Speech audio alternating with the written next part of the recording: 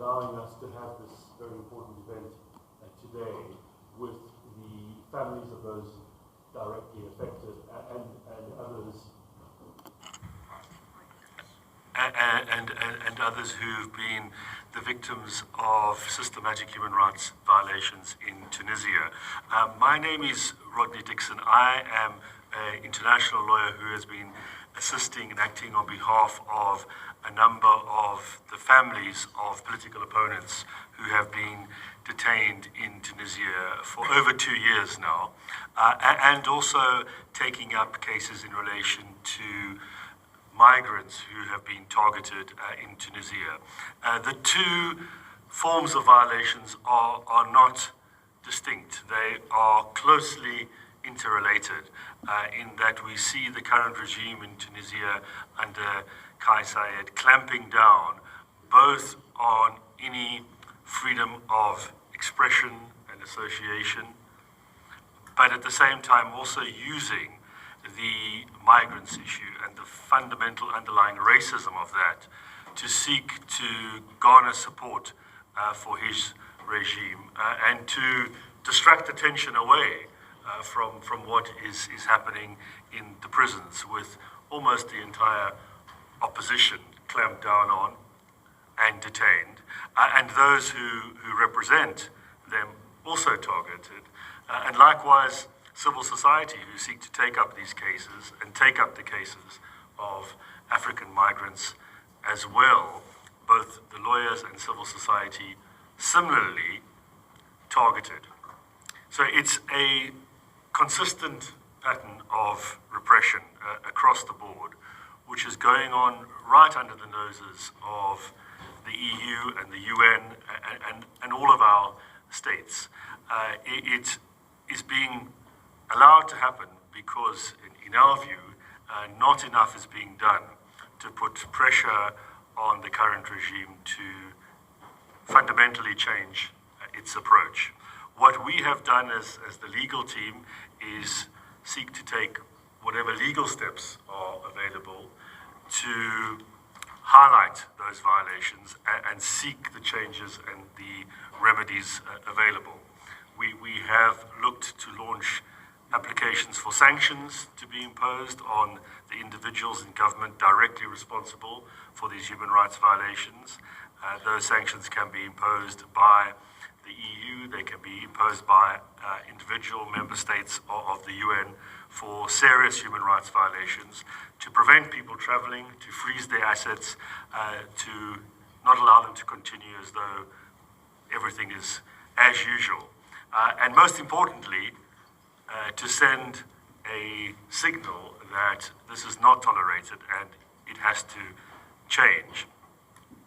We have also, very importantly, launched a case at the African Court on Human and People's Rights because Tunisia is signed up.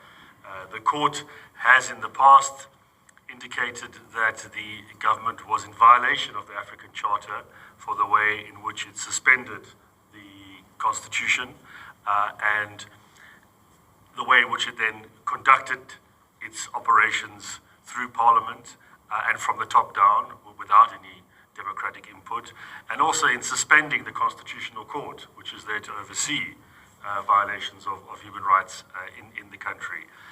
The government has failed so far to comply with that order from the African Court. It has also failed to comply with the order we got in our case, which was to ensure that those who are detained have access to lawyers, that they are able to get proper medical attention, and very importantly, that they know what are the allegations, the case against them. These are interim measures, much like the International Court of Justice imposes such measures, which we've heard about recently in a number of cases. The African Court has the same powers to do that. Those conditions have been imposed, but there's been a failure to comply with them.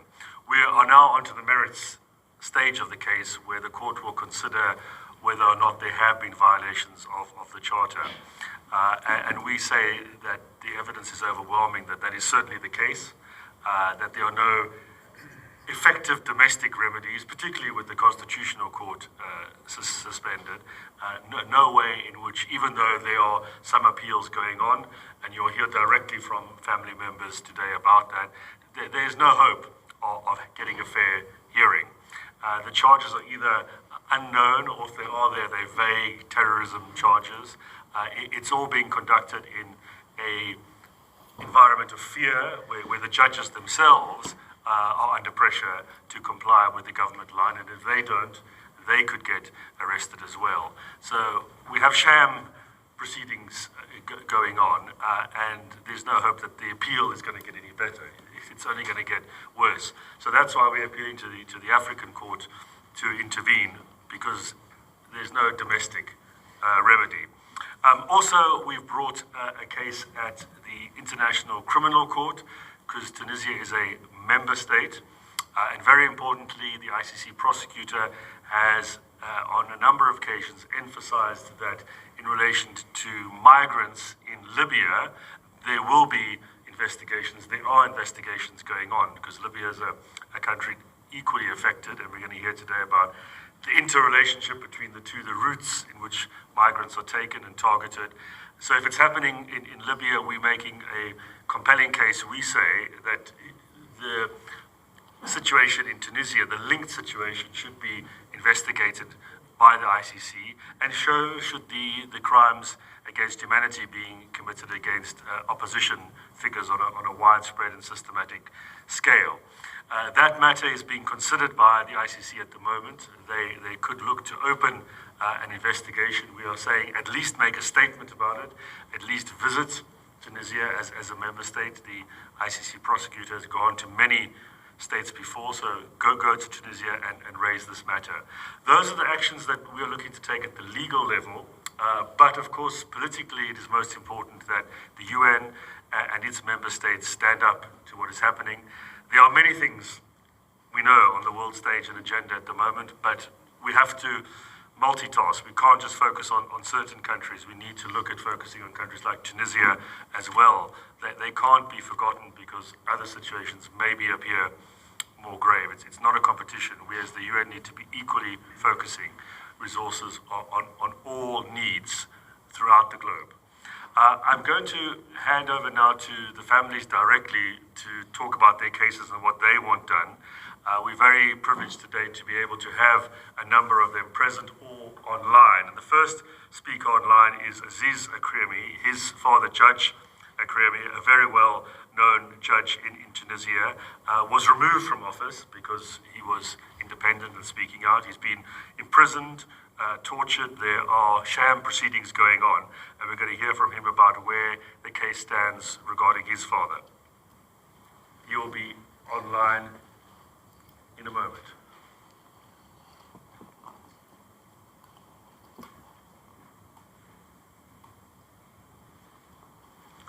Can you hear us?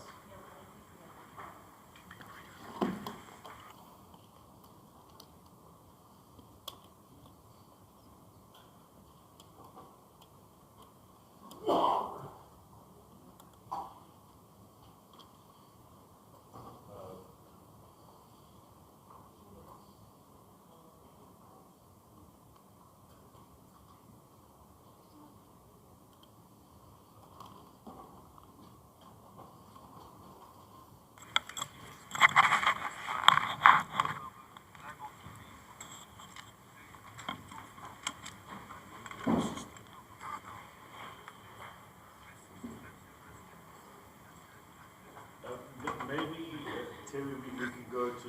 Yes, sorry, because we cannot hear you. I can hear you, but the room cannot hear you, so please, we will see how to handle that, and maybe to go to a next speaker here in a room. And okay, thank you. Yes, let's get that sorted out while we have Kauta Fajani to my left.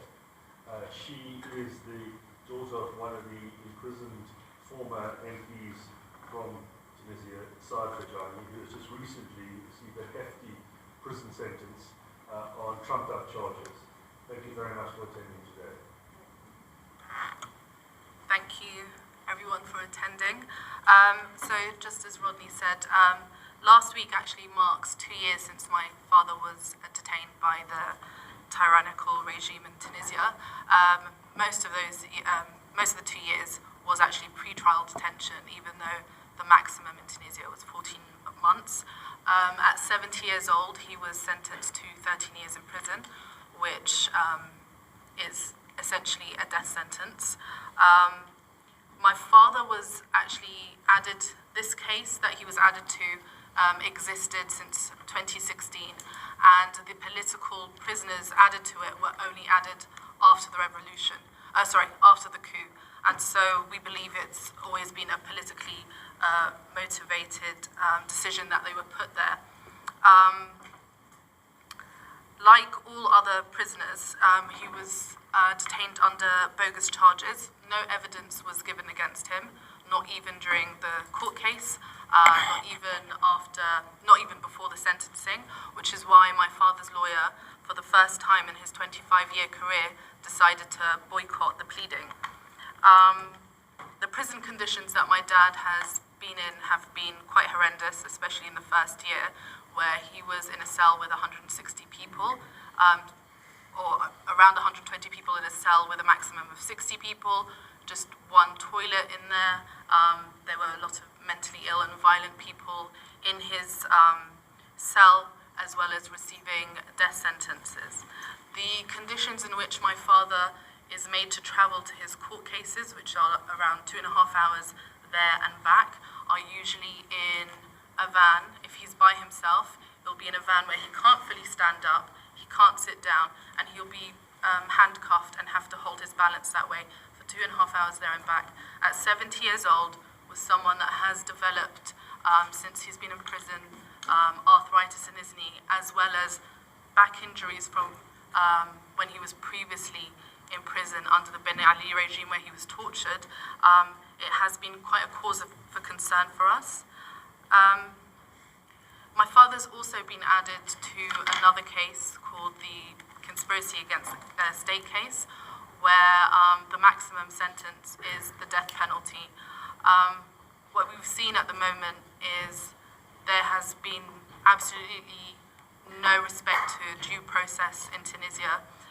The judiciary is no longer independent, and usually cases, including my father's case that he was sentenced in, are transferred to judges that are usually likely to play ball with the sitting Minister of Justice.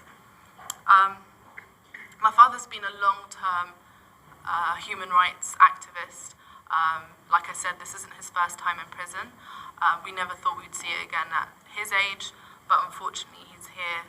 And today we're calling for his release, as well as all other political prisoners. And we're also calling for the human rights community to basically support us in calling for their release. I just want to add one thing before I go, and it's a message from my father's lawyer, Zuhair Bilhaj Amour. He says, first and foremost, Sayyid Farjani is not a criminal and did not commit any illegal act. His only crime was that he opposed exceptional measures taken on July 25th, 2021, the most dangerous of which was the closure of the House of People's Representative by the army. I call for an urgent appeal also to look in his health condition, which has deteriorated since he entered prison. He is now suffering from shortness of breath, heart problems, and difficulty walking. He is not allowed to have a healthy, balanced diet inside the prison, nor the necessary vaccinations at the specified time.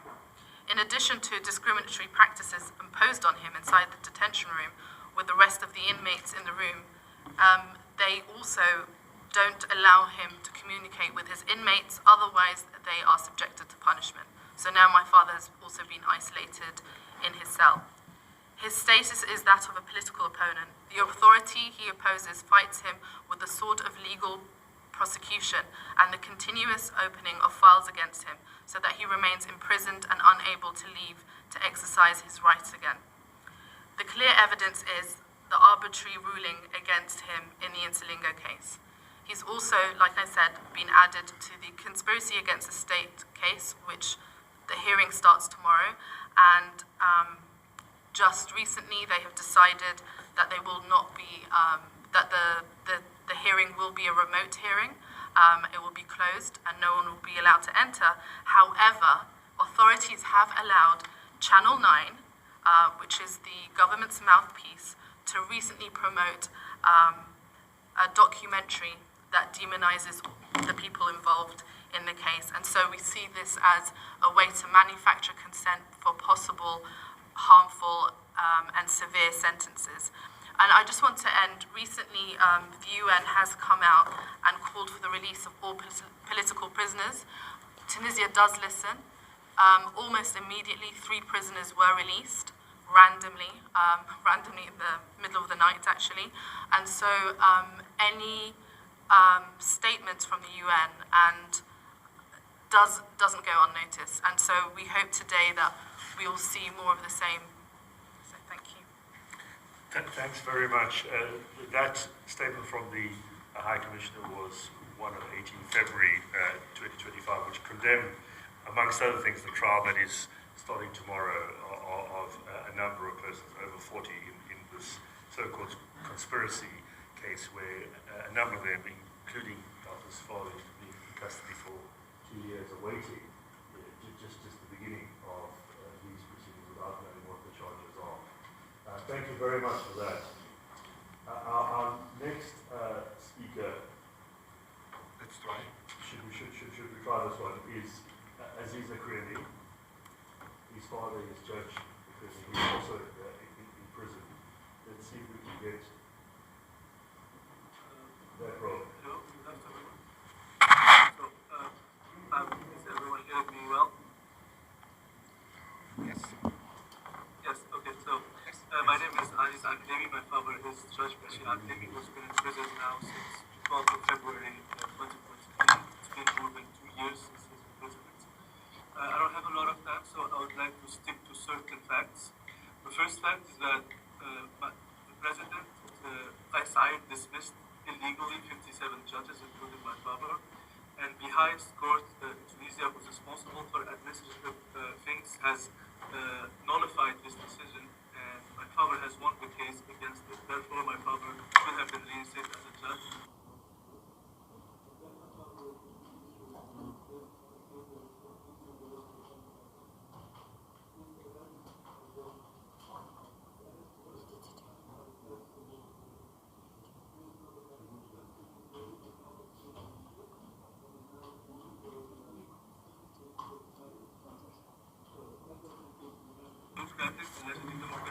Where the president fired judges and then arrested the highest judge in Tunisia at the time. And now the judge that actually signed this arrest warrant has now escaped and is claiming that all of this was done under duress. To quote Samuel Zweli, which signed the arrest warrant, he said that I have been misled and I'm trying to seek political refuge against this regime. This same judge is now fighting the case has a case against him in regards to conspiracy against the state.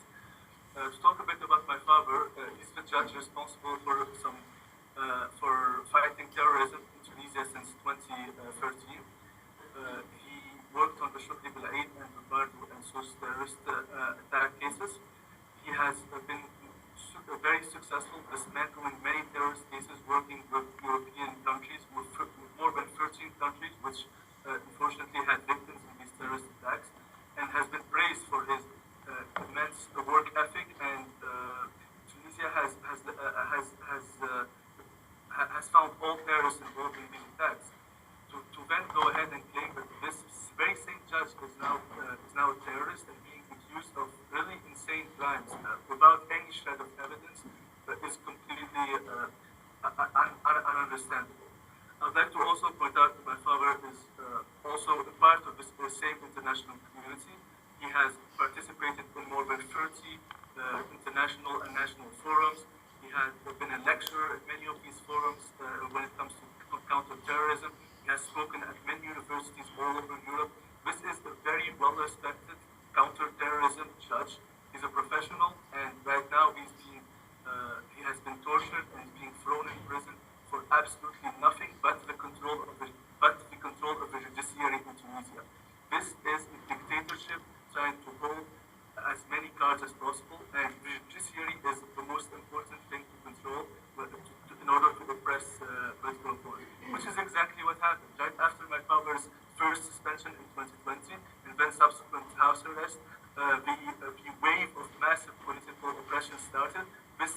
journalists, this included many politicians, this included many citizens which we have not even heard of. This has all started after the arrest of my father and after his oppression started. I would like to also point out that the very same people that put these cases forth against my father are now today boycotting their own cases. They're saying we're not attending any court dates because they say, to quote them directly, these cases are rushed, unfinished, and the state is moving to close cases as fast as possible without following any leads or presenting or presenting any new evidence and examining any new evidence. These were the people who filed these cases in the first place. To just showcase how absurd it all is. My father's case, one of my father's cases has had now 4 different judges on it. This is for one simple reason. Judges are so afraid to touch these cases. They can clearly see that they're empty political cases, so they don't want to tie their names to these cases, so they keep resigning from their posts and trying to dodge conviction in these cases. Judges have told lawyers in my father's case, and have told my father himself that we apologize, there's nothing we can do, these are orders from above. These are judges in Tunisia that have said this directly to esteemed lawyers in Tunisia. All of this disdain and oppression has unfortunately not been met as strongly as it should have been by the international community. I would like to quote my father's final report. Before my father's arrest, he wrote, I addressed this aid to call to all national and international organizations to intervene in order to put an end to this tragic injustice and protect me and protect Tunisia's judicial independence. All administrative and decisions are cited are available. This was my father's call for aid before his arrest, and unfortunately this went on indefinitely even after his torture and arrest. Today my father's cases remain void of any evidence. Some of them are moving, as I said, fast towards conviction, and the last Court of Appeal has decided to reject one of these cases and put it back into the second Court of Appeal, citing lack of evidence, which is a good sign. But considering the high number of cases, which all the cases have the same accusations, but the reason they kind of start many cases is to ensure that this person, this problem, this judge who is a threat to dictatorship dreams and a threat remains in prison for as long as possible. I try to speak on behalf of my father and ask for any national or international organization to try to visit Tunisia, visit this judge, see what's going on with their own eyes. Any lawyer, any politician, anyone who's on the ground in Tunisia can see the absurdity of it all. There's no judge that I have spoken to would even dream of calling Bashir al-Thani a terrorist. There's no judge in the entirety of Tunisia that can stand before you and say, I have arrested more terrorists than Bashir al-Thani. It is that ridiculous. This is the judge that worked so many terrorist cases. He has dismantled so many cells and has saved the entire region and Europe by extension from the massive threat which was terrorism in Tunisia. Tunisia's centralized location makes terrorism in a big problem for any of its neighbors. And this judge, along with many brave police units, led this massive campaign from 2013 all the way to the suspension in 2020 to dismantle terrorist cases. Today, Tunisia is free of terrorism not because of Said or anyone. It is free because of the work judges like Bashir al-Thani and police units have put into Tunisia. And today, despite all of this, despite 34 years fighting this terrorism, he's being accused of being a terrorist by a dictatorship regime that is unfortunately being supported by high levels of government in Europe. Thank you so much for listening, and I hope that this very bad and dark chapter in the history of Tunisia can be turned, and I hope that I can see my father one day speak out himself and about his experiences as a free man. Thank you. Thank you very much, Aziz, for joining us today and for highlighting the sad indictment of the country when those independent judges who've stood up for the rule of law are themselves attacked and removed from office and treated in this way, where you get stuck in an endless cycle. We've seen this with a number of cases of procedures in court where there are appeals and new cases started, and it's impossible to get on top of it. It's simply a way of taking people out of the equation and silencing them. Aziz's father is one of the applicants in the African court case where we have evidence on video of his ill treatment and torture, which we provided to the judges of the court. The next speaker, we're very privileged to have Intisar Ghanouchi, who is the daughter of the Speaker of the Parliament, Rashid Ghanouchi, who's been in custody for over 2 years. He was the leader of the Parliament and the leader of the opposition as well, the Ennahda party. He has recently been sentenced as well to 22 years imprisonment in one case. There are other cases as well. Once again, a web of litigation being used to muzzle the opposition. And also what's interesting is Intisar's sister and brother, who are in London, have both themselves been convicted in absentia as well and given outrageous sentences of 35 years, 25 years, even though they weren't there at the court proceedings, and there have been orders made to freeze their assets as well. So using every available weapon to seek to undermine their position. Thank you very much for attending today. Thank you very much, Rodney. Thank you to all of you for coming today to hear this important testimony. I think as previous speakers have shown, no one is safe from the repressive machine that this regime is building. And it's even more reprehensible what is happening in Tunisia, because this is not just a continuation of authoritarianism for many decades. This regime has dismantled a democracy in the making that was struggling very hard to protect human rights, and put in place the most progressive constitution in the Arab world that protected human rights, that put in place a National Commission Against Torture, that put in place a National Commission for Human Rights, that put Tunisia at the forefront of human rights protection in the region. And today, Qais Said has rolled all of those things back. But of course, there are people who are fighting against this repression, this growing repression, and those people are being persecuted across the board, across the range. There are journalists, there are anti-racism activists, there are trade unionists, there are all manner of people, there are researchers who are being put in prison, who are being accused of the most outrageous things, undermining state security, seeking to topple the state, insulting the president, all sorts of things, the usual kind of charges that you see that clearly shout trumped-up charges. I want to speak a little bit about the situation of the rule of law in Tunisia. There is no rule of law in Tunisia today. The situation is that you have court decisions that are being sent from the presidential palace and from the Minister of Justice directly to judges. Judges are being put in very difficult situations. Many of them have taken leave. They have asked to go on holiday or be removed from their jobs for a while because they are under such immense stress and emotional pressure from their employers. So they are often actually apologizing to the defendants while sentencing them. And you can see that very clearly in many of these cases. Let's talk about some of the elements or the characteristics of the judicial situation in Tunisia now. The legal cases that we see dozens of legal cases against anti-racism activists, as I mentioned, political opposition, etc. These legal cases are works of pure fiction. There is zero evidence.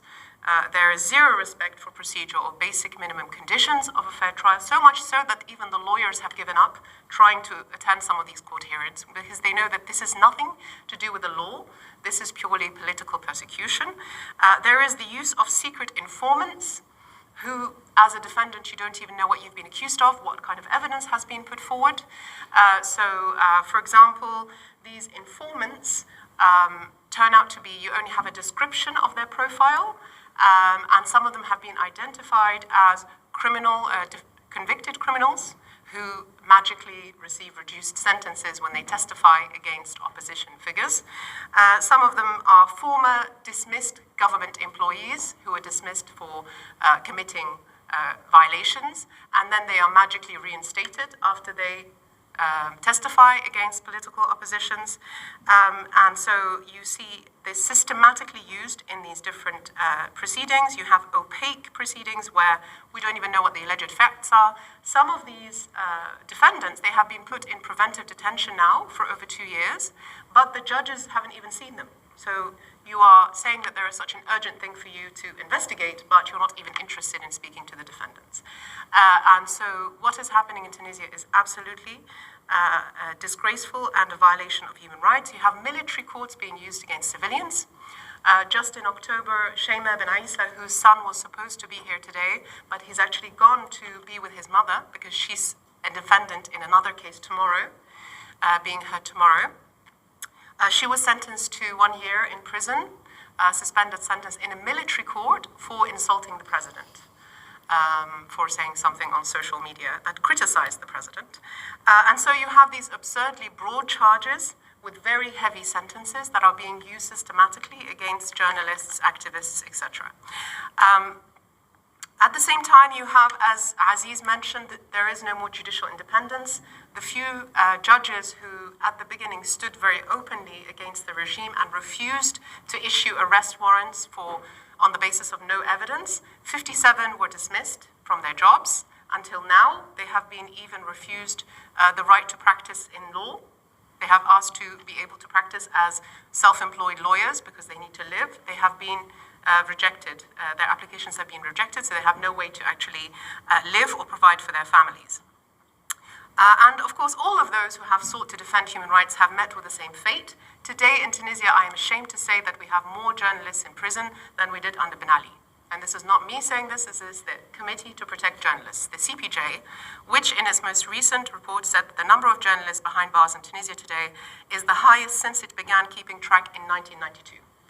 And so we have, as one president of a local branch of the National Union for Journalists noted, Decree 54, which is an executive decree passed, ordered by the president, which essentially allows anyone who criticizes the government on social media to be arrested and tried. Decree 54, in the words of this media union journalist, says it treats every journalist as if they are on conditional release from jail, pending investigation. And so every journalist today is keeping that in mind in the back of their head. Not just those who are already being directly harassed, but there is widespread fear across Tunisia. And in fact, all Tunisians feel that they are under conditional release under this regime. To speak very briefly about my father was the Speaker of the Parliament, which was dissolved by the President, Qais Said. He was arrested on 17th of April, 2023, in front of myself and my mother and my children. And today he is on day 678 of his imprisonment. He faces charges in 13 different legal cases. Most of the charges we don't understand, the evidence we haven't seen. At 83 years old, he is the oldest political prisoner in the Arab world. Not an accolade that you really want to have. And probably the oldest in the world. We are not sure. We don't have the data on that. His health has deteriorated because of the conditions in prison and the prolonged detention. And at his age, with his health, continued detention obviously poses a very serious threat to his life. He has been sentenced to over 25 years in prison so far, in 3 cases, and there are obviously a lot more to go. And of course, he has been very kind to the judges who sentenced him, and he tells them that I know you are not responsible for this. At the end of the day, it is the executive, it is the president who is responsible for this, for giving these orders. And he knows that this is political. This is not a legal battle. This is a political battle. And so my father is one of many. Kautar's father is also one of 130 MPs who were prosecuted for defending the Constitution, for essentially saying that what the president did was unconstitutional, of tearing up the Constitution, dissolving the government, dissolving the parliament, etc. And so he and they are paying the price for defending a democratic constitution that Tunisians fought very hard for many decades. Final thoughts, I just wanted to say that it's important to mention that it's critical for the international community to speak out about what's happening in Tunisia. As Kauthar said, statements by the UN Commissioner for Human Rights, by member states, these are important. At the end of the day, we have seen results come when prominent figures in the international community, when human rights organizations asked to come and visit prisoners. We have seen improvements in prison conditions when the OHCHR office in Tunisia went to visit prisoners. And so it's very important to have more public statements. Member states' embassies in Tunisia can also attend hearings. These things are very important to bear witness to what is happening, to make the regime know that there are people who are watching. And this does have life-changing results for the prisoners who are suffering at the moment. So we urge all of you who work for member states, who work for human rights organizations, to organize delegations to Tunisia, to make public statements, and to make sure that these human rights standards, which are at the end obligations that the Tunisian state signed up to, regardless of what Qais Said likes to say, that these are conspiracies by the foreign agents because they are trying to take away Tunisia's national sovereignty. Tunisia signed up to the ICCPR in 1969, or ratified it in 1969. It ratified the Convention Against Torture in 1988, I believe. So these are sovereign international obligations that Tunisians and Tunisia took upon itself, and we are simply asking for these to be upheld. Thank you very much. Thank you so much for that. I'm going to turn over now to an online contribution again from a researcher from the NGO On Borders. They have brought out a report on state trafficking, the expulsion and sale of migrants from Tunisia to Libya, and have done extensive research on the migrant position in Tunisia and on the border. They are not going to be identified on screen because they don't want to compromise their ongoing research on the ground, but we're about to hear from them what they are doing and where they see this going.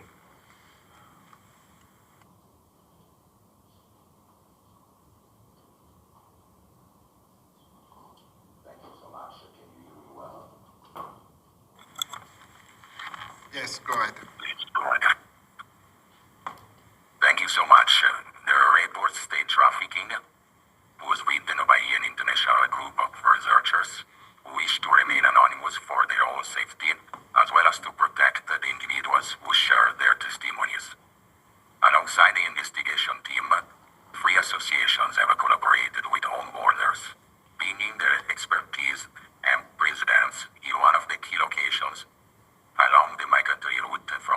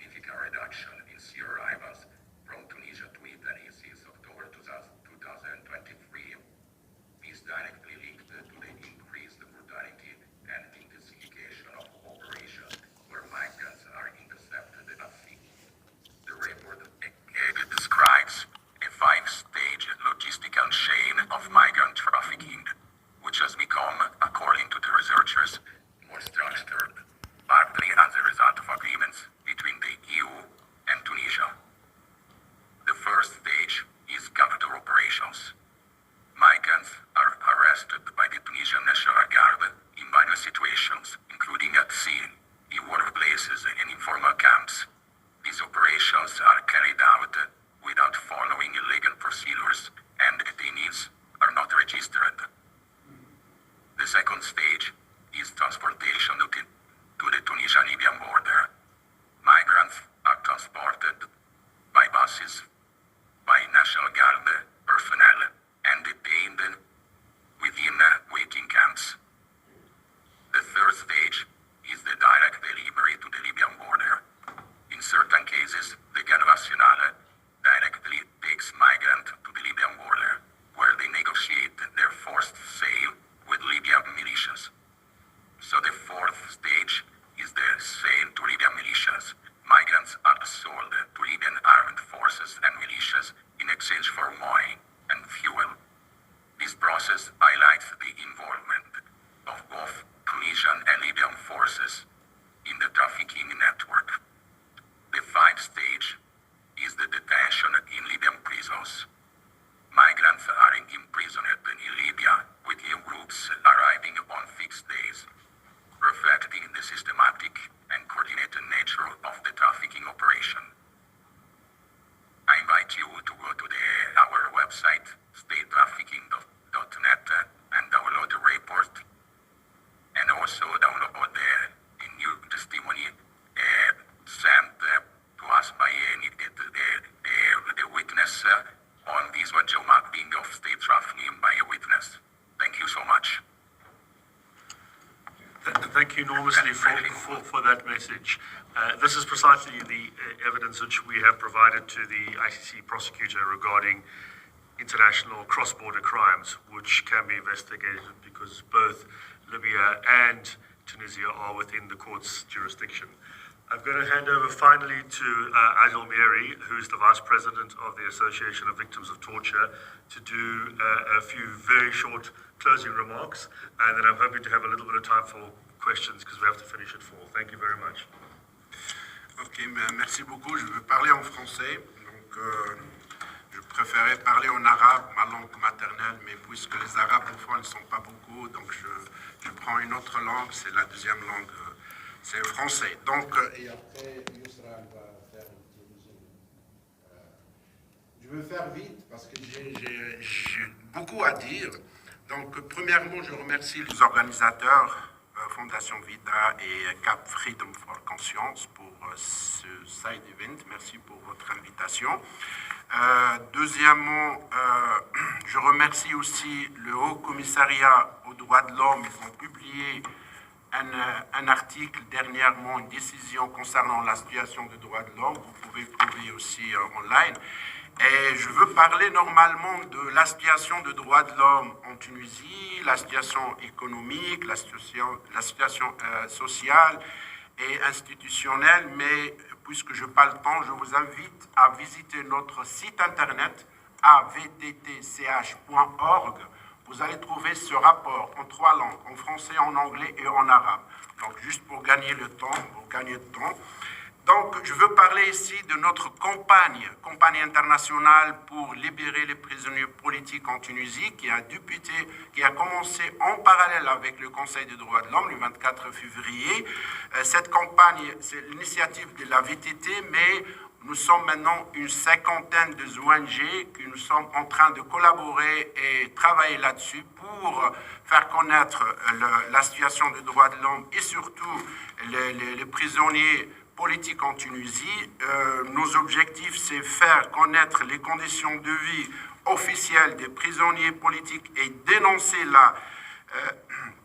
la politique, et dénoncer la liquidation politique dont ils font l'objet. Deuxièmement, aussi faire connaître le harcèlement visant les familles de prisonniers politiques et leurs proches et faire bouger un réseau de 50 associations pour travailler là-dessus. Donc, on a commencé le 24 février pour faire connaître, on a une grande liste de prisonniers politiques. On a commencé le premier jour pour parler, et même 2 jours, pour parler de président de parlement de la période 2019-2024, M. Rachid Ghanouchi. Il est âgé de 83 ans. Donc, il est condamné dernièrement de 29 années et je vous laisse analyser. Il est âgé de 83 ans, plus 29, ça veut dire autre chose. La deuxième personne, c'est Abdelhamid Jlassi aussi. Il est condamné, il est en prison. Maintenant, il a eu dernièrement le début d'un cancer, un ganglion, donc voilà. Et la suite, c'est Nourdine Bhiri, Issam Chabi, Khayam Turki et Jawhar Ben Mbarek. Aujourd'hui, c'est la 7e journée, c'est la journée de Sahbi Atik et Saïd Ferjani. Demain, il sera Ghazi Shawashi et Reda Belhaj. Pourquoi on a choisi ces à peu près 8 ou 9 personnes? Parce que demain, il y aura un procès. Demain, c'est une journée scandale en Tunisie. Demain, un procès pour ces personnes et à peu près plus ou moins de 50 personnes qui vont être jugées demain. Pourquoi? Parce qu'ils sont réunis pour discuter de la situation des droits de l'homme en Tunisie. Donc, voilà. Donc, pour tout ça, il faut suivre demain. Il y aura vraiment un procès. Il y a des avocats qui vont assister. Il y a des personnalités qui vont assister. Et c'est quoi? Pourquoi je dis c'est un scandale? Parce qu'ils vont laisser le prisonnier dans leur prison, dans une chambre, et ailleurs, donc il y aura le juge et les avocats. Donc ils ne vont pas même laisser les prisonniers qui se déplacent pour être jugés ou bien pour qu'ils s'expriment. Il y a pas mal, maintenant il y a une campagne hashtag pour dire on veut un procès en plein air, on veut voir, on veut écouter que ce soit les prisonniers, le condamné, le prisonnier ou bien aussi l'autre avis, mais le Qaïsaïd, le gouvernement ne veut pas ça.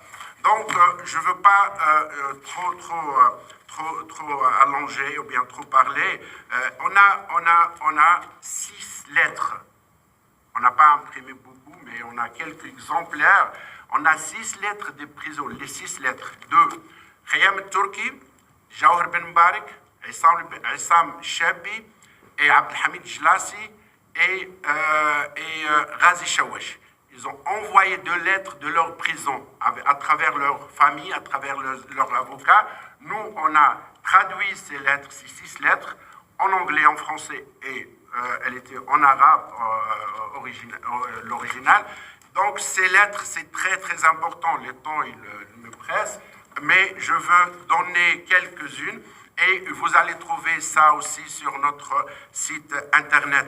Donc je veux conclure, je veux vous donner quelques exemples après. Ok.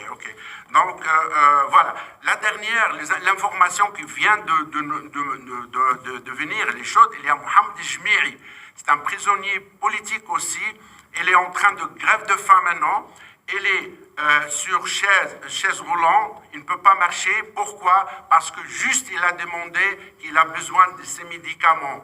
Ils ne veulent pas faire rentrer ces médicaments, donc il est maintenant dans une situation avec d'autres personnes. Le temps passe, donc je résume.